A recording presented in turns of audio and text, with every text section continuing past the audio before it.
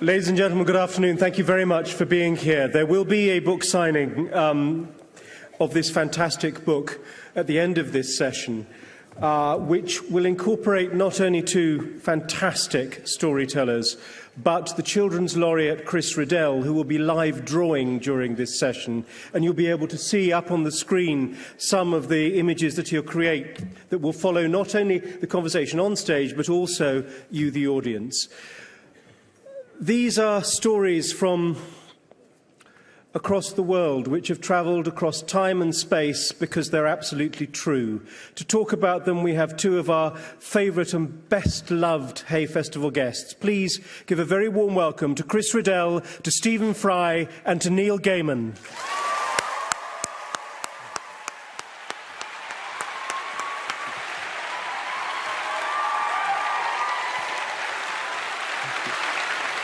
Oh, what a welcome. That nice.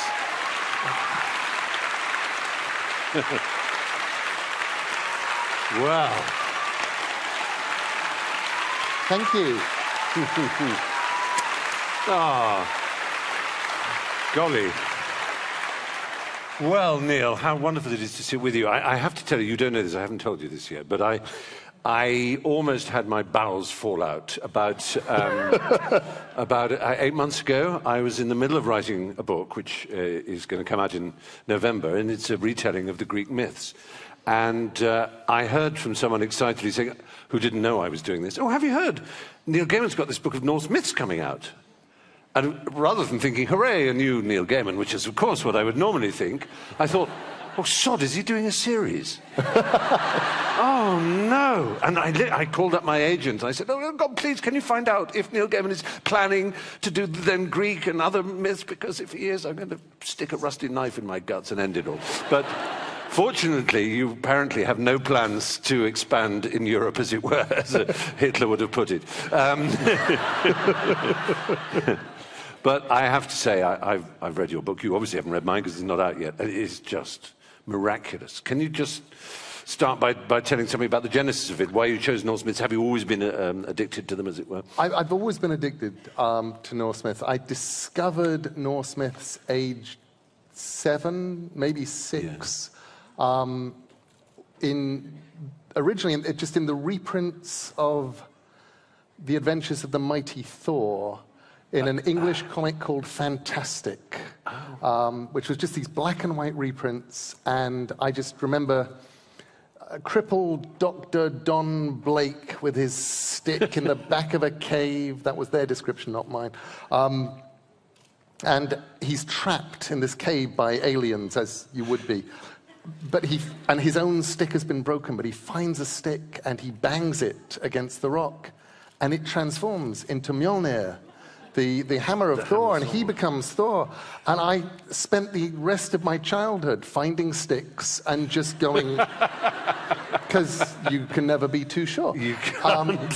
And from there, it was Roger Lancelin Green. Oh, my goodness, already? Oh, my God. Heavens, he's quick, isn't he? Oh, my word.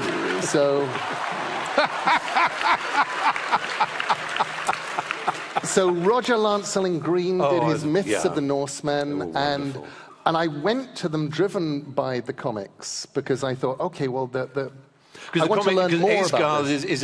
Asgard is a planet or something in the Marvel world, It's a glorious, isn't it? well, back then it was a sort of science-fictional world. It was very science-fiction-y.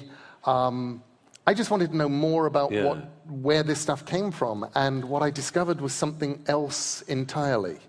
The Roger Lancelin Green retellings, you're up somewhere in the frozen north, and there are giants, and Loki is not this evil god of mischief. He's much more complicated, and Thor is not this mighty, good-looking, blondie superhero. He's a little bit more dim and big, and Odin is not this sort of glorious father figure. He seems to have a mysterious agenda, weaknesses, and some kind of weird agenda. So I loved that, and that was really where it began for me. But where the book began was 2008. I even know the date, which I never do normally. It was November the 10th, 2008. It was my birthday. It was lunchtime, and a lovely American editor at Norton's had lunch with me and just said, have you ever thought about, I know you love the Norse myths. They crop up in Sandman, they crop up in American Gods. Of course, yeah. You did that Odd and the Frost Giants book where you sort of do them for kids that Chris so gloriously illustrated. Although Chris's illustrations wouldn't be for like 8 years in the future, and Amy could not see the future. That was an interpolation by me. Oh, right. Just making that sure that was clear. So, but Amy said, would you do this? And it took me several years of thinking about it, trying to figure out the voice that I would tell them in. The voice it was like the retelling was easy. The voice was hard. It is the tricky bit, isn't it? As to whether... What's wonderful is I know if I were a child I would adore this book. It's not adult, but on the other hand, it doesn't talk down at all.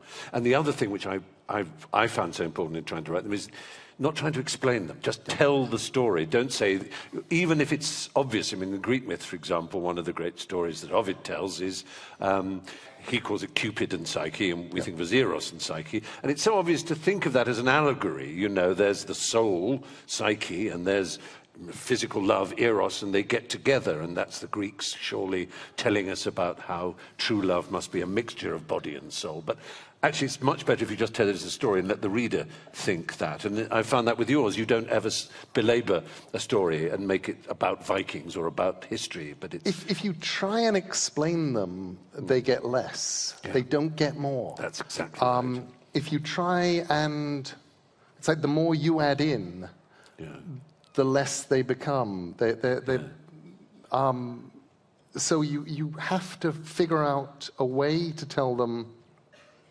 For me, it was incredibly important to write in a voice that children could cope with. Yeah. It also became important to watch the stories kind of tell themselves. An example of that is there's one story in the Edda, which is known to us as Loki's Flighting. And it's basically Loki insulting everybody he's having dinner with, one by one. And he's sort of saying, you did this appalling thing. And they are appalling.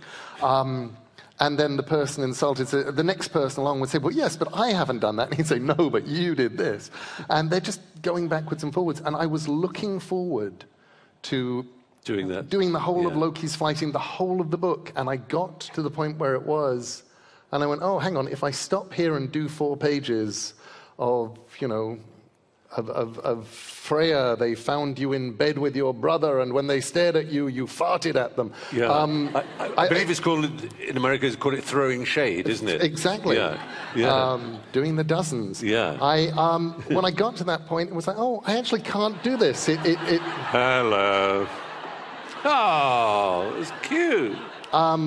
It's like it doesn't actually work dramatically in telling that, and I just did a paragraph saying he insulted everybody. And so you give another side of Loki, which I loved. I never knew about this, because the slightly apologetic, but seriously unapologetic Wagnerian in me knew of Loga, who is mentioned actually as a separate god in that illusory palace scene, who's the god of fire. But in Wagner, Loki and Loga become one, don't they?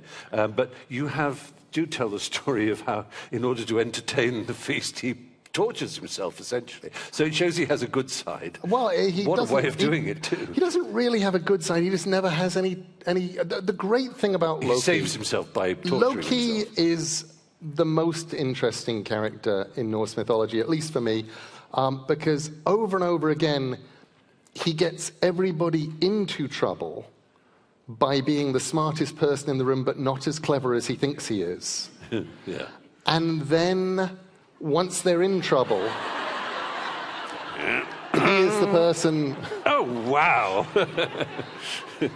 He is the person who the gods say, you got us into this. And you now have to get us out of it. And there is one point where he has to make a goddess smile. She's a giantess. She's come to for reasons all of which having to do with Loki.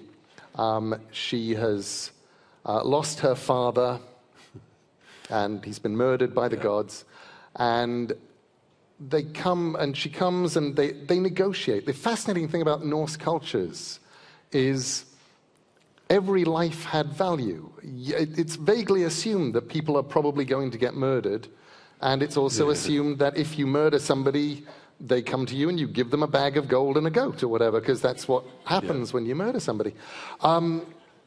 So she negotiates that having lost her father, the gods are going to give her a husband, and they're going to make sure her father is never forgotten, and they're going to make her laugh again, because she has not smiled or laughed. Right. So they find her a husband, and at one point they actually take her dead father's eyes and throw them up into the sky where they shine like stars for the rest of time. But for making her laugh, again, this is something that tells you a lot about... You can try it at home as well. You can try it at home. It tells you a lot about what the Norse found funny, and I'm interested to find out whether or not... Chris is going to draw this. Exactly. But what happens is Loki, who knows that he has to make her laugh or he will lose his life, goes and gets a goat, ties one end of the rope to this billy goat's beard, and the other end he ties to his private bits. And then goes out and engages in a game of tug-of-war with the goat.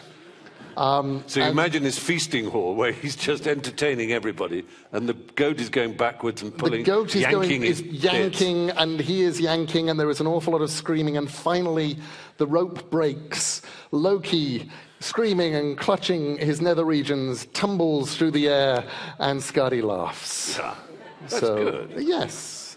And now you know everything you ever wanted to know about the Vikings. Well, it is the weird and wonderful thing, though, about the Vikings, and I don't know if you found this writing about the Greeks. Hello.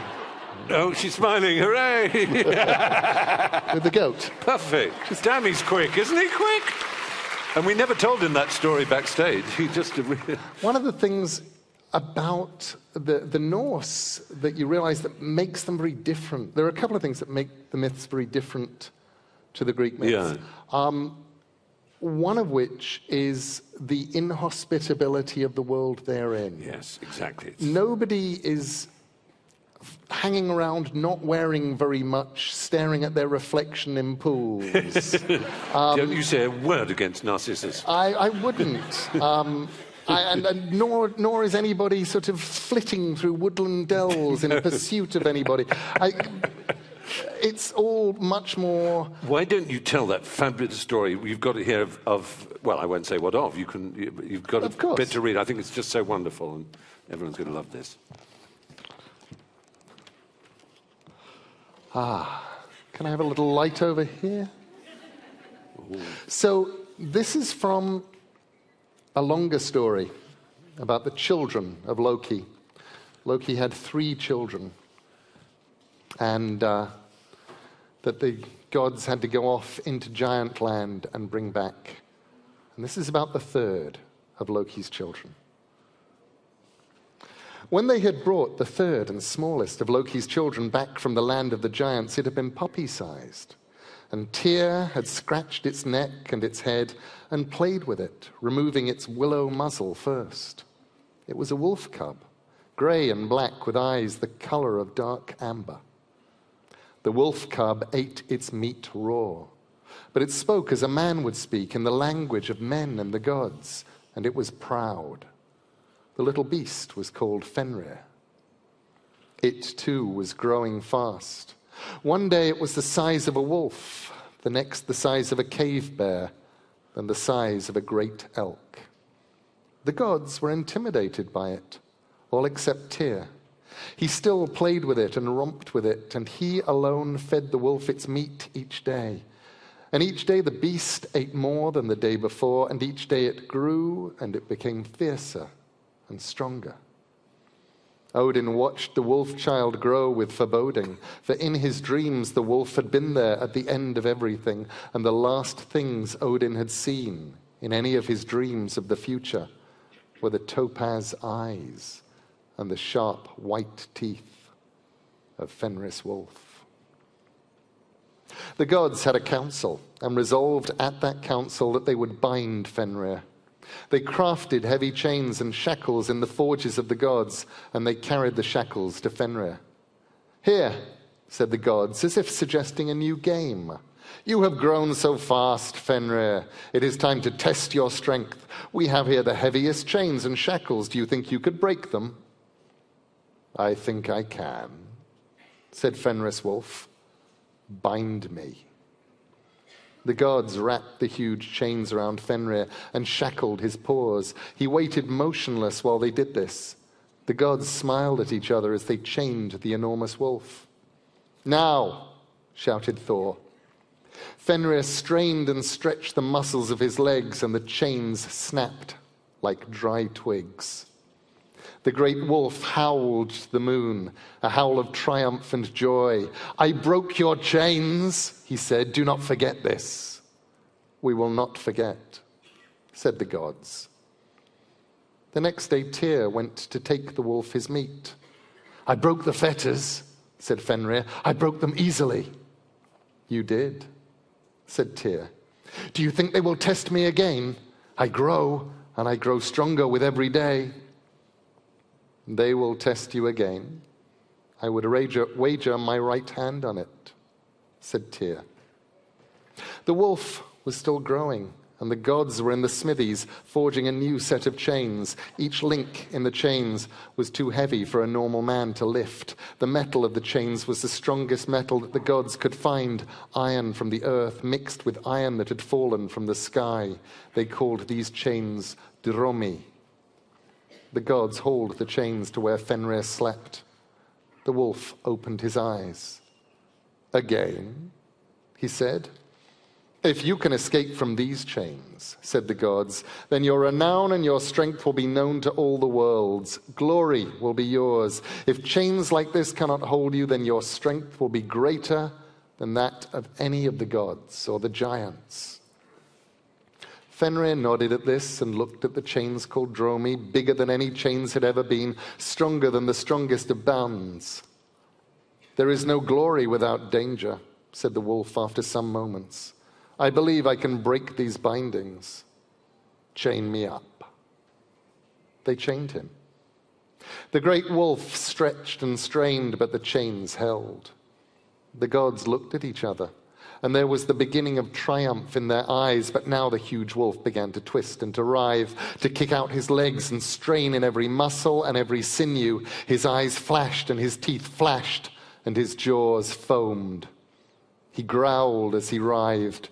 He struggled with all his might. The gods moved back involuntarily, and it was good that they did so, for the chains fractured and then broke with such violence that the pieces were thrown far into the air. And for years to come, the gods would find lumps of shattered shackles embedded in the sides of huge trees or the side of a mountain. "Yes!" shouted Fenrir, and howled in his victory like a wolf and like a man. The gods who had watched the struggle did not seem, the wolf observed, to delight in his victory. Not even Tyr. Fenrir, Loki's child, brooded on this and on other matters. And Fenris Wolf grew huger and hungrier with each day that passed. Odin brooded and he pondered and he thought. All the wisdom of Mimir's world was his, and the wisdom he had gained from hanging from the world tree a sacrifice to himself. At last he called the light elf Skirnir, Frey's messenger, to his side, and he described the chain called Gleipnir. Skirnir rode his horse across the rainbow bridge to Svartalfheim with instructions to the dwarfs for how to create a chain unlike anything ever made before. The dwarfs listened to Skirnir describe their commission, and they shivered, and they named their price. Skirnir agreed, as he had been instructed to do by Odin, although the dwarf's price was high. The dwarfs gathered the ingredients they would need to make Gleipnir. These were the 6 things the dwarves gathered. For firstly, the footsteps of a cat. For secondly, the beard of a woman. For thirdly, the roots of a mountain. For fourthly, the sinews of a bear. For fifthly, the breath of a fish. For sixth and lastly, the spittle of a bird. Each of these things was used to make Gleipnir. You say you have not seen these things? Of course you have not. The dwarfs used them in their crafting. When the dwarfs had finished their crafting, they gave Skirnir a wooden box. Inside the box was something that looked like a long silken ribbon, smooth and soft to the touch. It was almost transparent and weighed next to nothing. Skirnir rode back to Asgard with his box at his side. He arrived late in the evening after the sun had set. He showed the gods what he'd brought back from the workshop of the dwarfs, and they were amazed to see it. The gods went together to the shores of the Black Lake, and they called Fenrir by name. He came at a run, as a dog will come when it is called, and the gods marveled to see how big he was and how powerful. "What's happening?" asked the wolf. "We have obtained the strongest bond of all," they told him. "Not even you will be able to break it." The wolf puffed himself up. "I can burst any chains," he told them proudly. Odin opened his hand to display Gleipnir. It shimmered in the moonlight. "That," said the wolf, "that is nothing." The gods pulled on it to show him how strong it was. "We cannot break it," they told him.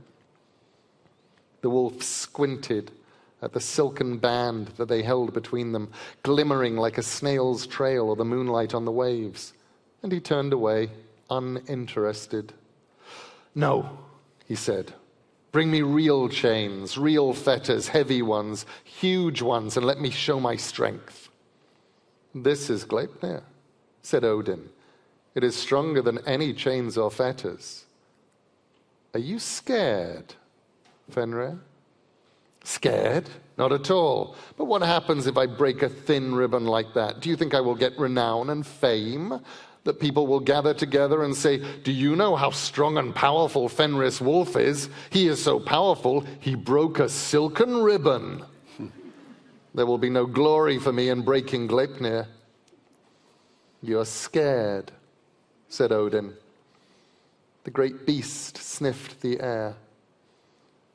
"I scent treachery and trickery," said the wolf, his amber eyes flashing in the moonlight. "And although I think your Gleipnir may only be a ribbon, I will not consent to be tied up by it." You who broke the strongest, biggest chains there ever were, you're scared by this band?" said Thor. "I am scared of nothing," growled the wolf. "I think it is rather that you little creatures are scared of me." Odin scratched his bearded chin. "You're not stupid, Fenrir. There is no treachery here, but I understand your reluctance. It would take a brave warrior to consent to be tied up with bonds he could not break. I assure you, as the father of the gods, that if you cannot break a band like this, a veritable silken ribbon, as you say, then we gods will have no reason to be afraid of you, and we will set you free and let you go your own way." A long growl from the wolf. "Ah, you lie, All-Father. You lie in the way that some folk breathe. If you were to tie me up in bonds I could not escape from, then I do not believe you would free me. I think you would leave me here. I think you plan to abandon me and to betray me. I do not consent to have that ribbon placed on me." "Fine words, and brave words," said Odin. "Words to cover your fear at being proved a coward, Fenris Wolf. You're afraid to be tied with a silken ribbon. No need for more explanations."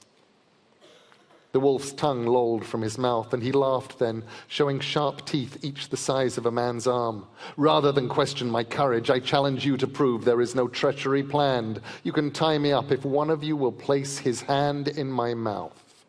I will gently close my teeth upon it, but I will not bite down.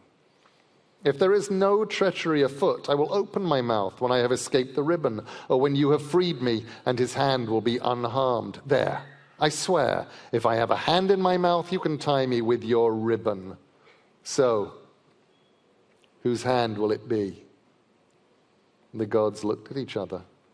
Balder looked at Thor, Heimdall looked at Odin, Honir looked at Frey, but none of them made a move.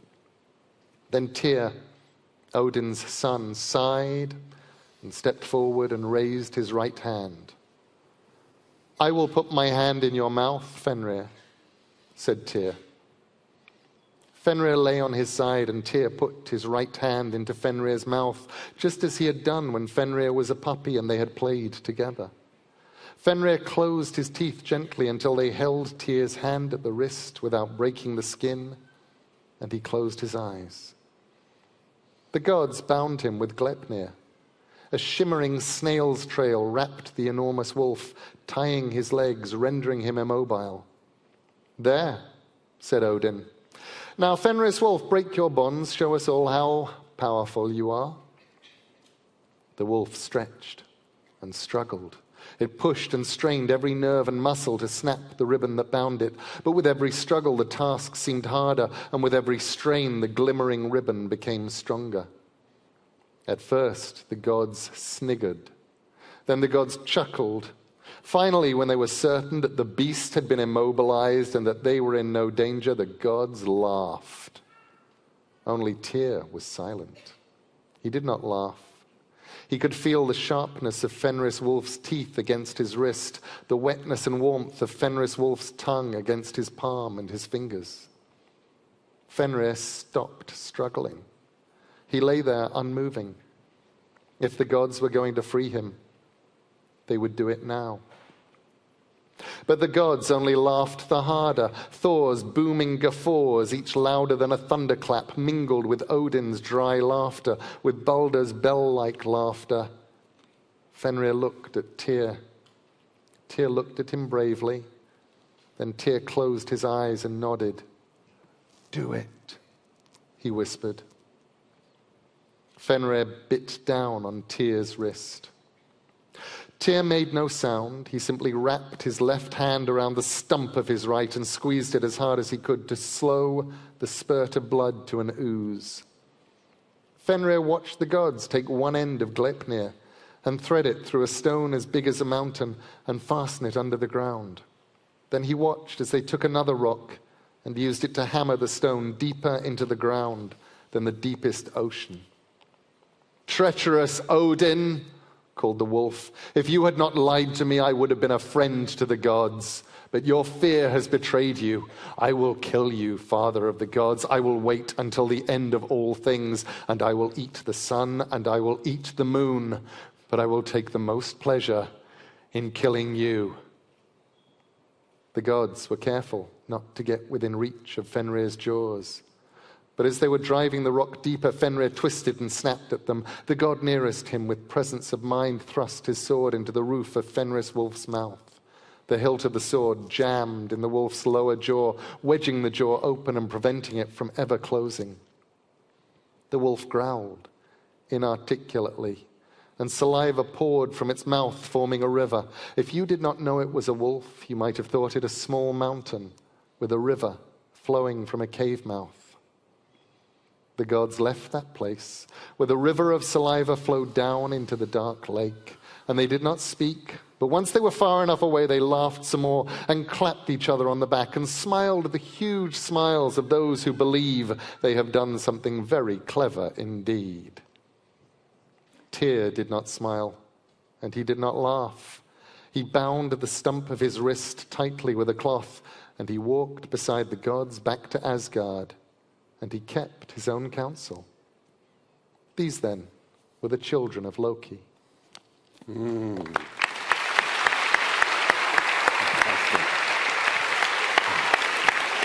That's a great story. Fantastic. Thank you so much. Well, we better turn to Greece for a quick while. Yes. Yeah, I like you. I grew up on, as you grew up on Norse myths, I grew up on Greek myths, and Robert Graves in particular was a constant companion, and I just felt somehow that I'd known these stories almost before I read them. You know, they had that, they worked inside me. And obviously, there's a more, I don't know, there's a different sort of timeline in Greek myth. There's a beginning, which is Hesiod, in his Theogony, writes about chaos being the first thing. It's very like the Big Bang, really. It's like modern physics. There's this emptiness, chaos, doesn't quite mean what we think it means today and where we use chaos. It means a sort of abyss, a yawning gap, a nothingness, and then dark, and then everything just somehow appeared. And well, of course, the Norse would have mocked you for everything would have just appeared, because as the Norse knew, everything was licked into being by an enormous cow. Yes, I know. I like that. That's an unusual. They would have known that how unscientific those Greeks were. They left the cow out. I love that. It's so extraordinary. It seems so random. A cow licked the ice, and out came all kinds of creatures. I mean, there's so many remarkable similarities in some respects between Norse and Greek mythology. There are kind of there are similarities of some some types of myth, but the Greeks, like the Norse, I think, didn't trust the gods. That's what's so pleasing about the stories, is that the gods are treacherous, the gods betray, the gods are not to be relied upon, and they are as wicked, as capricious, as lustful as humans. And in that sense, it's very different from the myths that they grew out of, you know? And they're very, very human. They look very human. But the story I'm going to read is one that may be familiar to people, but I'm going to read the second part of it. It's the story of Midas, the king of Phrygia. And you probably know about Midas and his golden touch. He did a favor to an old man who appeared in his rose garden. He loved roses more than anything in the world, Midas. He was rather a nice king. This old man turned out to be Silenus, who was a friend, the great friend and companion of Dionysus. And so Dionysus offered him a wish. And as you probably know, he chose that everything he touched turned to gold. That all went very badly, as I'm sure you know. He turned his roses to gold, and then he turned his wife and his daughter to gold, and then the food and the wine turned to gold, and he couldn't drink and he couldn't eat. And eventually Dionysus took pity on him, and he was able to wash in a river, and he was rid of the curse that he had thought was a gift. But you may be less familiar, some of you, with what happened to Midas after this. And it's an interesting story, I think. It's going to be particularly interesting if I find it, because obviously I'm not... Here we go. Yeah, come on. There you go. Yeah. Oh, dear God. Sorry. That's it. There we are. Thank you. Here we are. Beg your pardon. This is a problem with not having a book printed yet. Thank you. All right. You would think that Midas had learned his lesson by now, the lesson that repeats and repeats throughout the story of man. Don't mess with the gods. Don't trust the gods. Don't anger the gods. Don't barter with the gods. Don't compete with the gods. Leave the gods well alone. Treat all blessings as a curse and all promises as a trap. Above all, never insult a god, ever.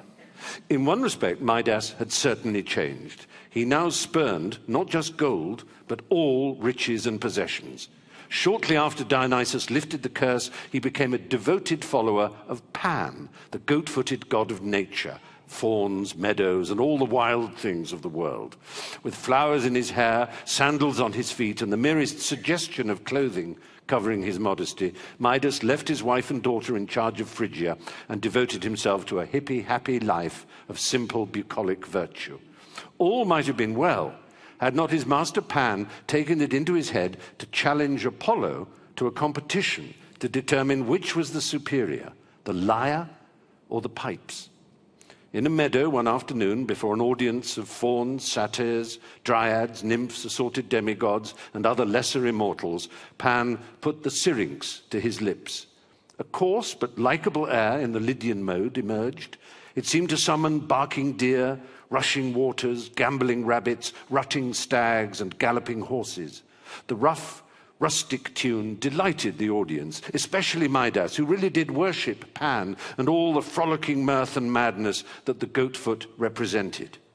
When Apollo stood and sounded the first notes of his lyre, a hush fell.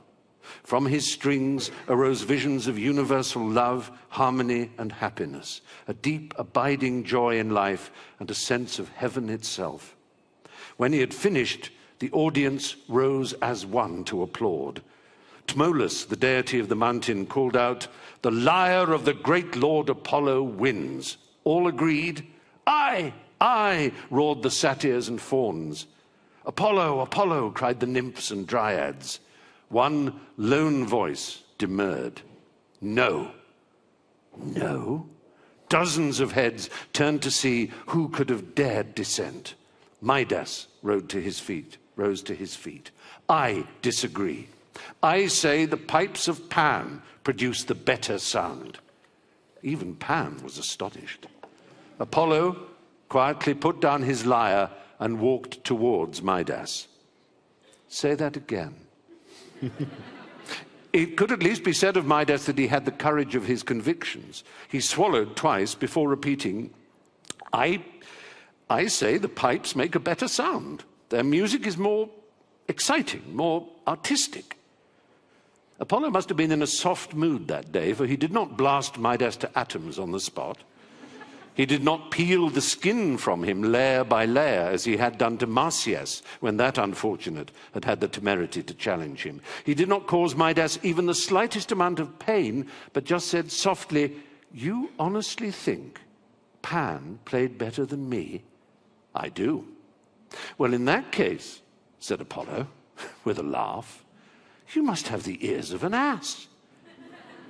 No sooner were these words out of the god's mouth than Midas felt something strange and warm and rough going on in his scalp. As he put his hands to his head to feel what was happening, howls and hoots and screams and screeches of mocking laughter started to come from the assembled throng. They could see what Midas could not.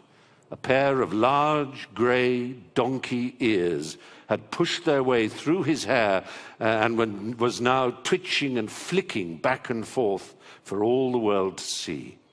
"Seems I was right," said Apollo. "You do indeed have the ears of an ass." Crimsoning with shame and mortification, Midas turned and fled the meadow, the taunts and jeers of the crowd sounding all the more clearly in his great furry ears. His life as a camp follower of Pan was over. Tying his head in a kind of turban, he returned to his wife and family in the palace of Gordium, and, his carefree experiment in country living decidedly over, settled back down into the life of a king. The only person who saw his ass's ears was necessarily the servant who cut his hair every month. No one else in Phrygia knew the terrible secret, and Midas was determined it should stay that way. "Here is the deal," Midas told the barber. "I give you a bigger salary and more generous pension than any other member of the palace staff, and you keep quiet about what you have seen. If, however, you breathe a word to anyone, I slaughter your family before your eyes, cut out your tongue, and leave you to wander the world in mute poverty and exile. Understood?" The frightened barber nodded. For 3 years, each side kept to the bargain. The barber's wife and family waxed fat and happy on the extra money that came in, and no one found out about the king's asinine auditory appendages. Turbans in the Midas style caught on throughout Phrygia, Thrace, Lydia, and beyond. All was well. But secrets are terrible things to have to keep, especially such juicy ones as that to which the royal barber was privy. Every day he would wake up and feel that the knowledge was writhing and pushing and swelling inside him. The barber loved his wife and family and was in any case loyal enough to his monarch not to have any wish to humiliate or embarrass him. But that bulging, ballooning secret had to be released somehow before he burst. No unmilked cow with swollen udders, no mother of overdue twins, no gut-stuffed gastronome straining on the privy could ever feel such a desperate need for relief from their agonies than this poor barber. Finally, he hit upon a scheme which he felt sure would rid him of his burden without endangering his family. Awaking from a tortured night in which he had dreamed that he revealed the secret to the gaping populace of Gordium from a balcony in the main square, he went out at first light deep into the remote countryside. In a lonely place by a stream, he dug a deep trench in the ground, looking around him in all directions to make sure that he was alone and that there was no possibility of being overheard. He knelt down, cupped his hands around his mouth, and called these words into the hole: "Midas has ass's ears." Scrabbling frantically to close up the hole before the words could escape, he failed to notice a tiny seed floating down and settling at the bottom. When the backfilling was done, the barber stamped fiercely up and down on the earth to seal in the dreadful secret. He skipped all the way back to Gordium, headed straight for his favorite tavern, and ordered a flagon of the house's best wine. He could drink now without fear that the wine might loosen his tongue. It was as if he had been Atlas and the sky had finally been lifted from his shoulders. Meanwhile, over the next few weeks, back in the remote field by the stream, that tiny seed, warmed by the soft breath of Gaia below, began to germinate. Soon, a delicate little reed was shouldering its way through the topsoil and pushing its delicate head into the air. As the breeze caught it, the reed softly whispered, "Midas has ass's ears." The faint words reached the rushes and sedges that fringed the riverbank.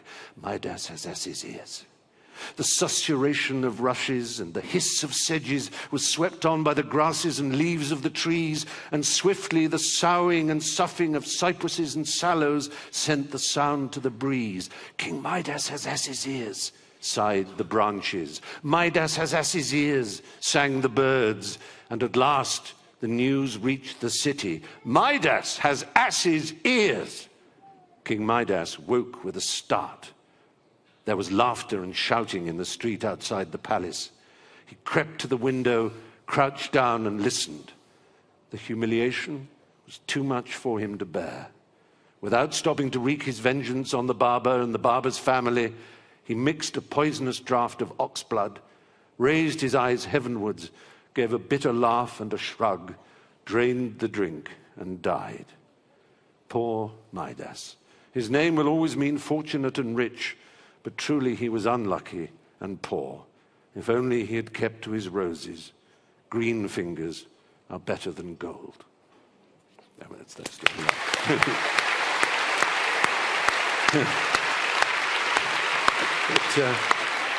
thank you. Wonderful.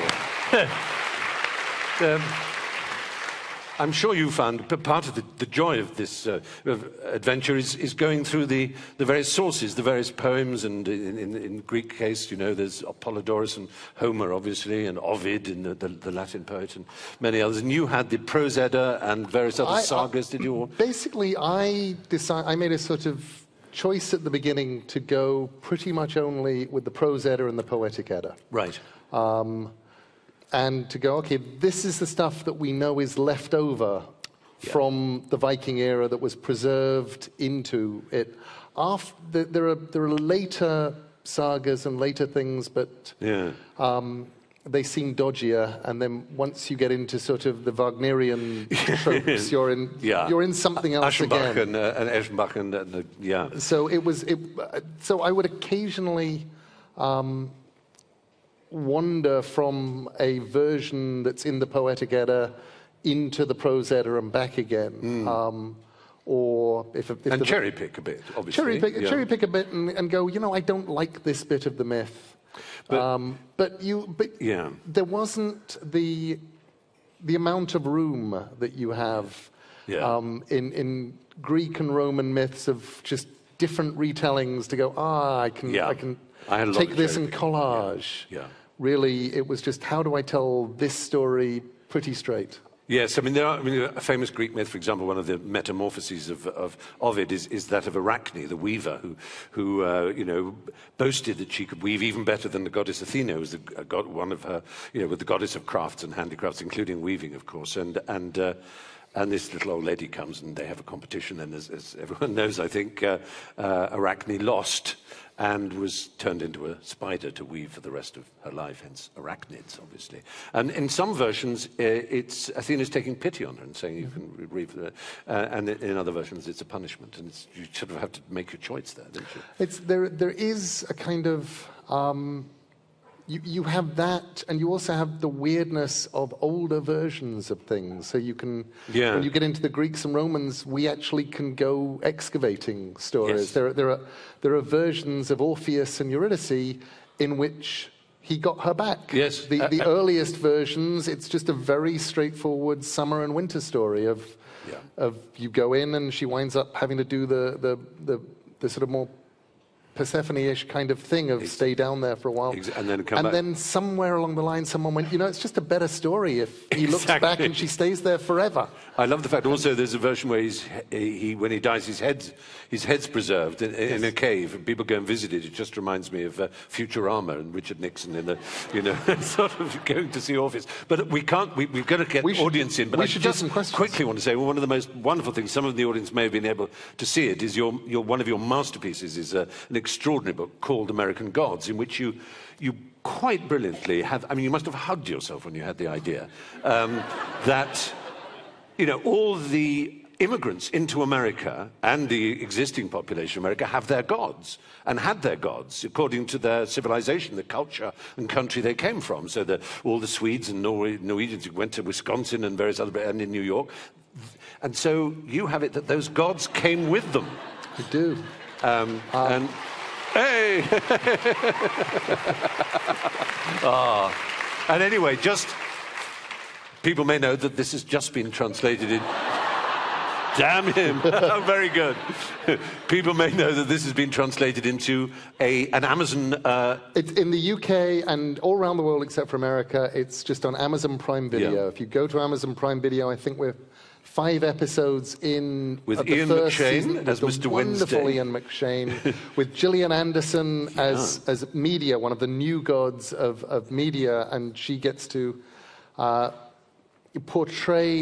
embody characters like Lucille Ball, David Bowie, and Marilyn Monroe, which is kind of, whenever she appears as a famous person. It's eye-wateringly violent in places. That's right about that. And hilarious and brilliant, as is the book. It's an amazing fable. But we ought to open this up to our audience. I'm sure many questions to be had, and I'm sure you want to be drawn by Chris Rindell with ass's ears or who knows what coming out of you.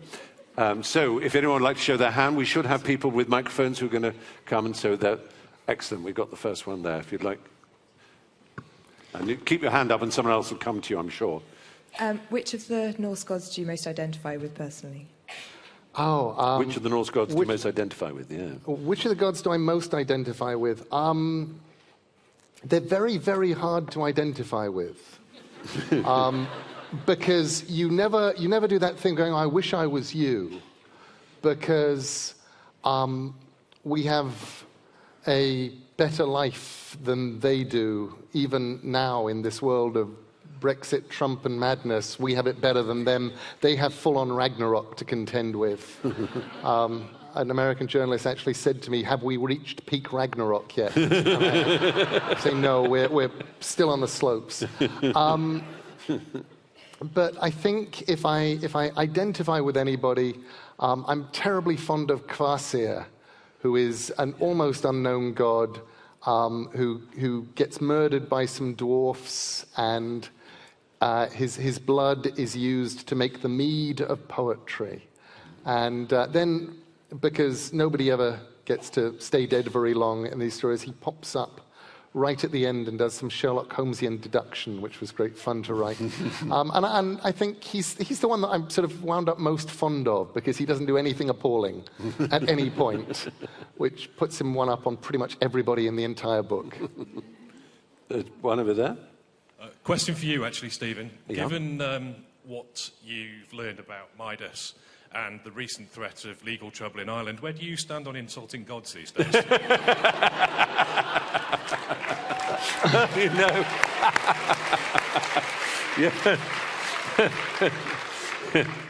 you can't, of course, insult anything you don't believe in, but it was, I was asked by a journalist, a hypothetical question. If suppose you were wrong and there was the kind of God that is presented in, kind of the old-fashioned way, the omnipotent, omniscient God, or what would you say if you suddenly found yourself dead? And I obviously would have been very cross with that particular God, and I would have tried to call him or her to account for various of the miseries and sufferings that go on in the world, for the unearned ones, and even to animals. Even if you ignore what humans go through in terms, bone cancer in children, what kind of an idea is that?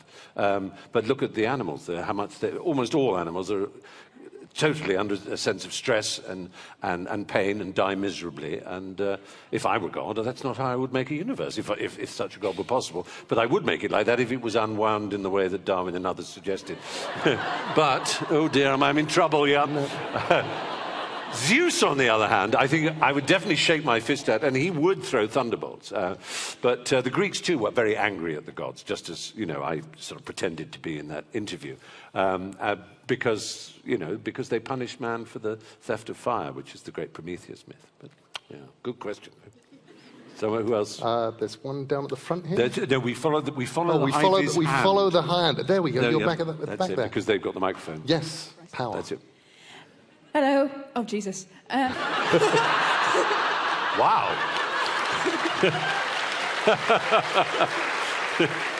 That's a whole other myth. There you are. Mr. Gaiman, there's a brief mention of Gwydion in American Gods, a Welsh god. Would you either of you ever consider writing Welsh mythology? I think if I went back and did another volume of mythology, and there are several adult novels, several children's novels, and a bunch of weird little projects that I need to make first, I would find myself torn between visiting the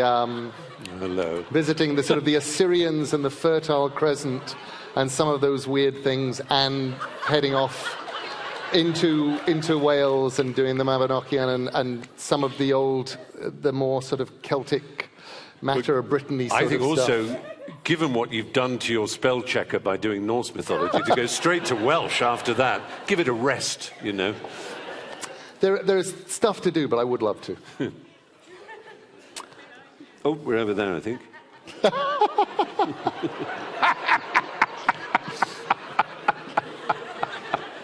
Damn, he's good. Yes, over there. This is a question for all three of you, if Chris would like to jump in as well. You can write the answer or draw it. When you're writing or drawing, when you're creating and sometimes transforming and maybe even destroying, do you feel like a god yourself sometimes? I've only ever felt like a god writing twice. The first time was actually knowing that I was about to write a Doctor Who script and writing interior TARDIS. Oh. And That's pretty good. And it was like, oh, this must be what God feels like. And the other moment was probably almost 30 years before that, which was the first time I got to make Batman say something in a comic. And the feeling of power was, it was like, yes, I can make Batman say anything I want. So that... I feel more like a devil than a god when I write in some ways. But there's in a not exactly a serious way, but there is a feeling sometimes when you write that you are the kind of lord of the time and space, which is a marvelous feeling, the knowledge that you can change things. There was a competition with screenwriting as to who could write the shortest and most expensive stage direction, which is a kind of godlike thing when because when you write a stage direction, you never really think about it. I remember once in a play script writing something like he sits at a Louis XV escritoire, writing, because I wanted a fancy desk. And the props person, 6 months later, calls me and says, we've got We've got a Louis XIV escritoire or a Louis XV bureau, but we haven't got a Louis XV escritoire. Okay, oh, it doesn't matter. But anyway, the most expensive, the one that won the Hollywood Prize for the most expensive stage direction, was only 2 words, well, 3 words. It just said, "The fleets meet." Isn't that fabulous? To be able to write that and know that that's going to be 2 years' work for someone. The fleets meet. Chris, have you... Oh, he's got... Oh, hello. He's a Buddha, is he not? Not a god. Oh. So, listen, mushroom hunters. Yeah, now listen, I asked Neil if we could do this because you may not... oh, yeah, oh, yeah. Very good. We're coming to the end now, and I asked for, as a special favour, I came across on the wonderful brainpickings.org website a fabulous poem that Neil had written for his wife Amanda. It's a poem about how science began with women. I won't say any more than that. And Amanda's going to come on and read it. So yes. There we are.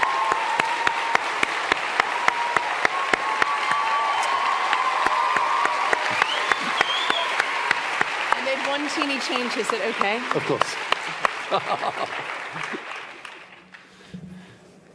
Hello.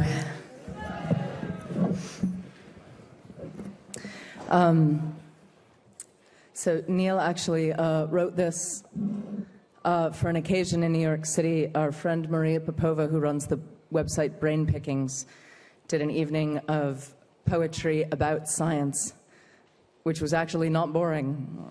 It's really good. And I do think Neil is a fantastic writer. He's okay. And lately he's proven himself to be a really fantastic father. But but lately I'm actually, even though I'm proud that he's a fantastic writer and a fantastic father, because the world seems to need it now more than ever, I'm really proud that he's a fantastic feminist. So,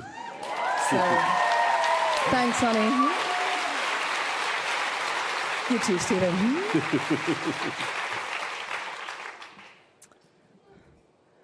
Science, as you know,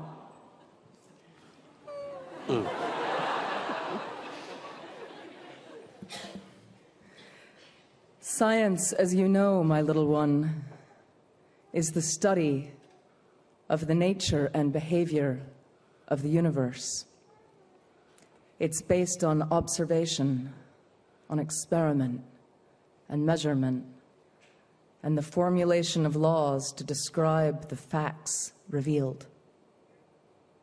In the old times, they say, the men came already fitted with brains designed to follow flesh beasts at a run, to hurtle blindly into the unknown, and then to find their way back home when lost, with a slain antelope to carry between them, or, on bad hunting days, nothing.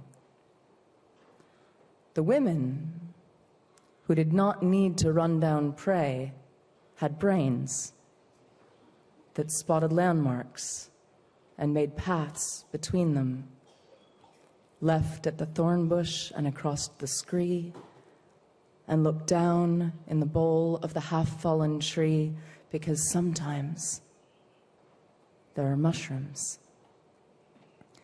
Before the flint club or the flint butcher's tools, the first tool of all was a sling for the baby,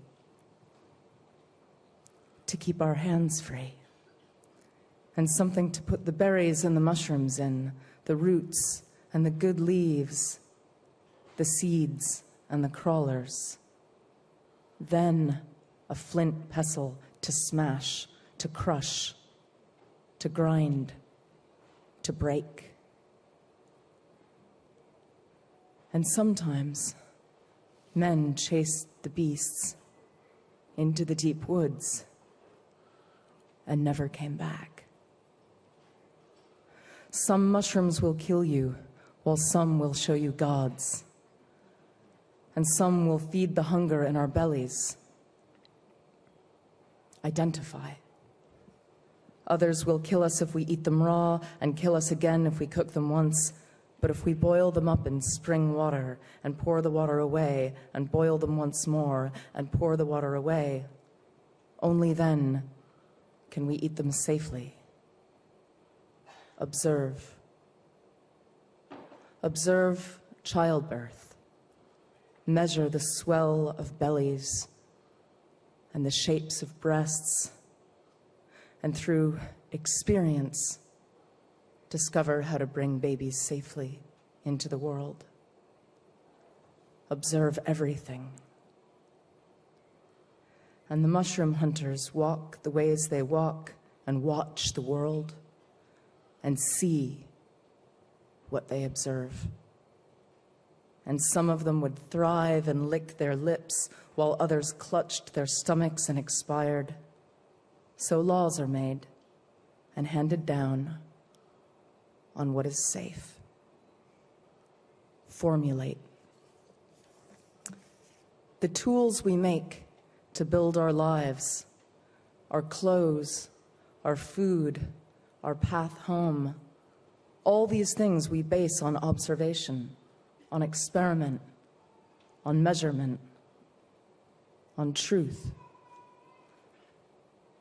And science, you remember, little one, is the study of the nature and behavior of the universe based on observation, experiment, and measurement, and the formulation of laws to describe these facts. The race continues. An early scientist draws beasts upon the walls of caves to show her sister's children, now all fat on mushrooms and on berries, what would be safe to hunt. The men go on running after beasts. The scientists walk more slowly, over to the brow of the hill and down to the water's edge and past the place where the red clay runs. They're carrying their babies in the slings they made, freeing their hands to pick the mushrooms.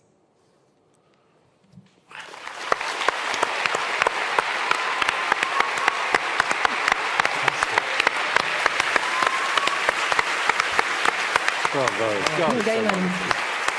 Oh, thank you. And Thank you.